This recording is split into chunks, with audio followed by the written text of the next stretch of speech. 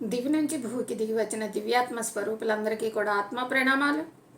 ముందుగా మన జగద్గురు బ్రహ్మర్షి పితామహ పత్రిజీ గారికి, అమ్మ స్వర్ణమాల మేడంకు ఆత్మ ప్రణామాలు. గురువుగారికి గురువుగారైన సదానంద యోగీశ్వర్ల వారికి ఆత్మ ప్రణామాలు. ప్రతిరోజు నిత్యం మనకు ధ్యానాన్ని ఆత్మజ్ఞానాన్ని అందిస్తున్న మునిబాబు సార్కి, సుగుణ మేడంకు ఆత్మ ప్రణామాలు. ఆత్మ ప్రణామాలు ఫ్రెండ్స్. మనం స్వాధ్యాయనంలో భాగంగా ఆత్మాయనం అనే బుక్ను చదువుకుంటూ ఉన్నాము. నిన్నటి ఆత్మాయనంలో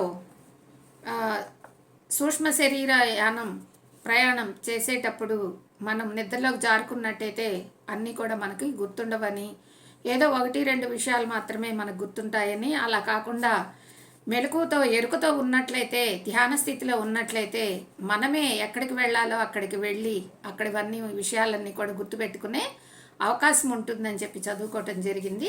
ఇప్పుడు అక్కడి నుంచి చదువుకుందాము. మనకు పరిపూర్ణమైన ఫలితం రావాలి అంటే సంవత్సరాల తరబడి అధ్యయనం చేయాలి. మనకి సంపూర్ణమైన ఆత్మజ్ఞానం అందాలి అని అంటే మనం హాస్టల్ ప్రయాణంలో మనం ప్రతి విషయాన్ని గుర్తుపెట్టుకోవాలంటే మనకి సాధన ఎక్కువ కావాలి. ఎక్కువ రోజులు సంవత్సరాల తరబడి మనం సాధన చేయాలి అని చెప్తున్నారు.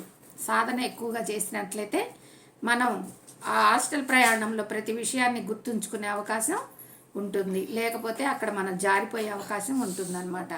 మనసును ఏకాగ్రత నిలపాలి. మన మనసును ఎప్పుడు కూడా ఏకాగ్రతగా ఉండాలి. ఆలోచనల వైపుకి వెళ్ళనివ్వకూడదు. ఎక్కువ అలజడి చెందకూడదు.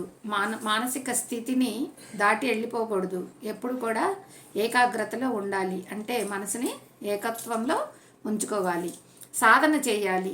ప్రతిరోజు నిత్యం మనం సాధన చేయాలి. తెల్లవారుజామునే లేచి చక్కగా బ్రహ్మముహూర్తంలో మనం ధ్యానంలో కూర్చోవాలి, సాధన చేయాలి.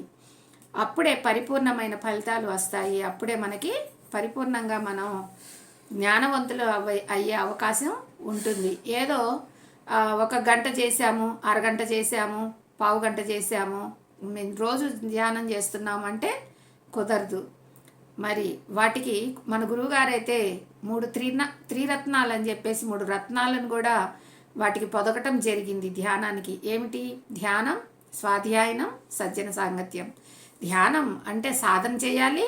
స్వాధ్యాయనం ఎరుకతో ఈ బుక్స్ అన్నీ కూడా ఇప్పుడు మనం ఆత్మాయనం చదువుకుంటున్నాము. అట్లానే ఆత్మజ్ఞానం ఉన్న పుస్తకాలన్నీ చదువుకొని వాటిని ఆచరణలో పెట్టుకోవాలి. అందులో చదివిన విశేషాన్ని ప్రతిసారి మనం ఎక్కువ సార్లుగా మననం చేసుకుంటూ, ఒక్కసారి చదివితే 100 సార్లు దానిని మననం చేసుకుంటూ ఆచరణలో పెట్టుకుంటానికి ప్రయత్నం చేయాలి. సజ్జన సాంగత్యం, మరి సజ్జనులతో మనం సాంగత్యం చేయాలి. ఆత్మజ్ఞానం ఉన్న వాళ్ళతోటి మనం మాట్లాడాలి. వాళ్ళ దగ్గర ఉన్న జ్ఞానాన్ని అందుకోవాలి. ఇవి 3 మనం ప్రతిరోజు నిత్యం చేస్తూ ఉన్నట్లయితే మనం పరిపూర్ణత్వాన్ని పొందటానికి తొందరగా మనం సమర్థులం అవుతాము. మరి దానికి అర్హతలం అవుతామన్నమాట. అర్హతని పొందుతాము సంపూర్ణంగా ఆత్మజ్ఞానాన్ని పొందటానికి. అందుకే నీకు అంతా గుర్తుంటుందని నేను గ్యారంటీ ఇవ్వలేకపోతున్నాను. ఎందుకంటే నువ్వు ఇప్పటి వరకు ధ్యానం అంటే నీకు తెలీదు, నువ్వు ధ్యానం చేసింది లేదు. ఇప్పుడు నీకు నేను హాస్టల్ ప్రయాణాన్ని నేను నీకు సహాయం చేస్తానంటున్నాను, నువ్వు హాస్టల్ ప్రయాణం చేయటానికి.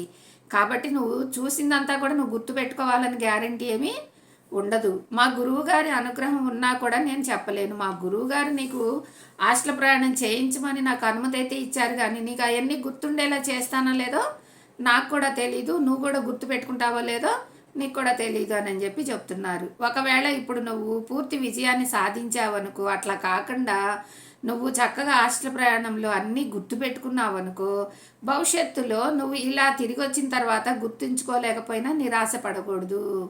ముందే అతన్ని ప్రిపేర్ చేస్తున్నాడు అనమాట. నువ్వు ఒకవేళ ఇప్పుడు హాస్టల్ ప్రయాణంలోకి వెళ్ళి అక్కడ జరిగే విశేషాలు, అక్కడ జరిగే సన్నివేశాలన్నీ నువ్వు గుర్తుపెట్టుకోలేకపోయినా నువ్వు మళ్ళీ నాకేం గుర్తులేవే అని చెప్పి నిరాశపడకూడదు. మళ్ళీ ప్రయత్నం చేయాలి.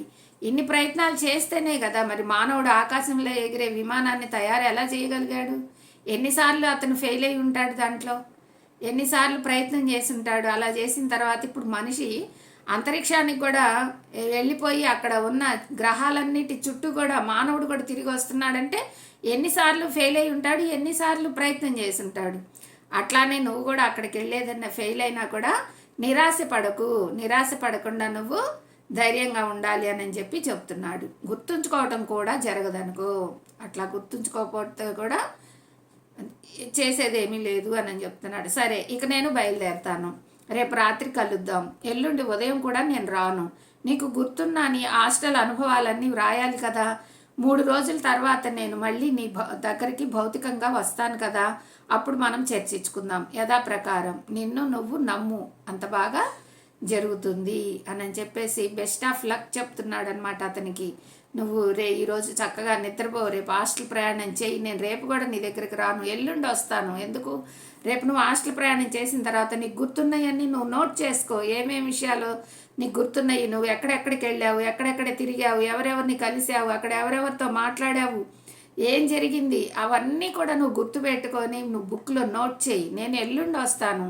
అప్పుడు మళ్ళీ నువ్వు జరిగిన దాని గురించి మొత్తం నేను చూసి నేను మాట్లాడతాను. అప్పుడు మన ఇద్దరం దాని గురించి, నీ సూక్ష్మ ప్రయాణం గురించి నేను అప్పుడు నీతో మాట్లాడతాను. ఇద్దరం కలిసి చర్చించుకుందామని చెప్పి అతను వెళ్ళిపోయాడనమాట.